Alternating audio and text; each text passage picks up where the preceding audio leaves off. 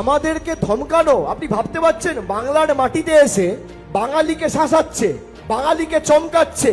আমরা কি খাবো উনি ঠিক করবেন, আমরা কি পড়বো উনি ঠিক করবেন, আমরা কার সাথে কথা বলবো ওরা ঠিক করবে। আমাদের মনীষীদের অপমান। রবীন্দ্রনাথ ঠাকুরকে বলছে রবীন্দ্রনাথ সান্যাল। আজকে দেখছি উত্তরবঙ্গে যোগী আদিত্যনাথের কোন একটা সভা ছিল, সেখানে উত্তরবঙ্গকে বলছে উত্তর বিহার। রানী রাসমণিকে বলছে রানী রাসমাতি। স্বামী বিবেকানন্দকে বলছে অজ্ঞ বামপন্থী প্রোডাক্ট।